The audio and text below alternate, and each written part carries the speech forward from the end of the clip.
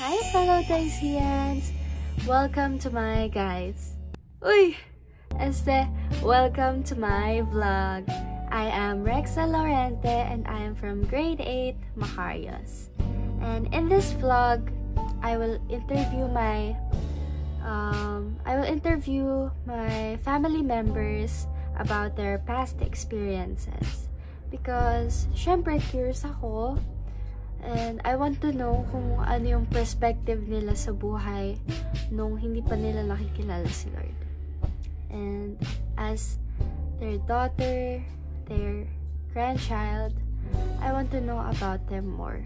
So, halika na! Let's go! Ako nga pala si Raymolito Laurente Jr. Ako yung father ni Rexa Laurente. Yung tanong sa akin, hindi ko pa nakikilala si Kat.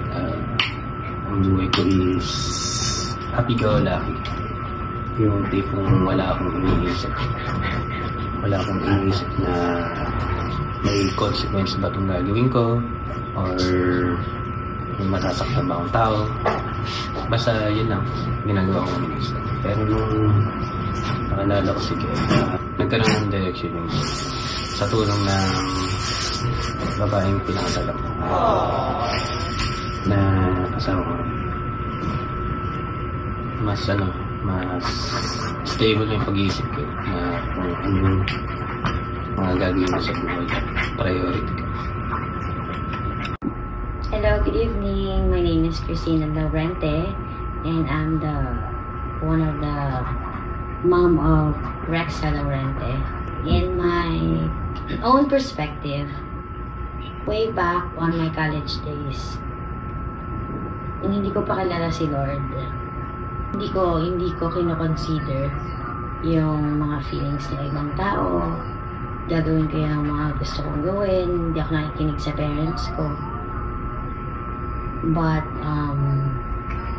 when I started na lumapit at makilala ko si Jesus, which is my own personal savior, na binigay ko sa kanya yung buhay ko, ay maayos.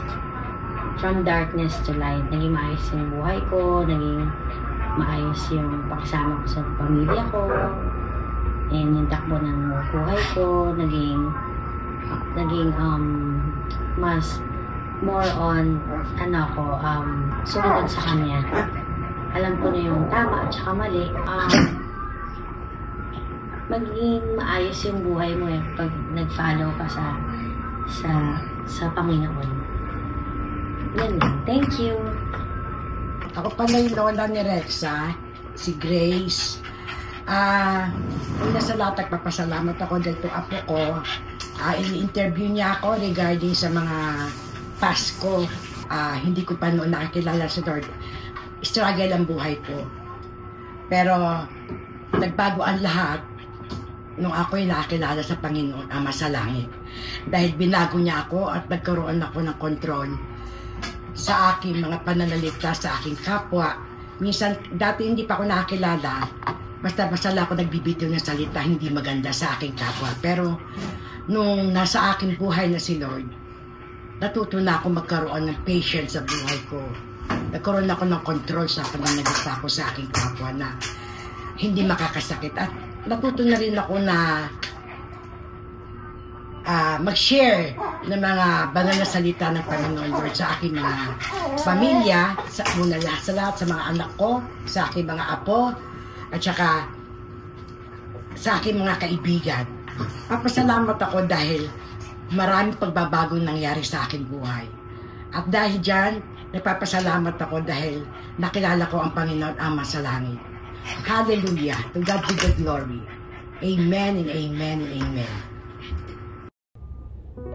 Hi, I'm back. Okay, so after interviewing my family, dahil ko na-realize ko na hindi mo lang pala kailangan maging matatag para sa sarili mo. Hindi lang din para sa pamilya mo. Para din sa Panginoon. May mga taong aalis at dadating para bigyan ka ng mga lessons. may mga problema din, syempre, nadadating. And, oo, mahirap. Pero, hindi tayo binigyan ni Lord ng mga problema na hindi natin kaya lutasin. Sabi nga nila, madaming problema, madaming solusyon.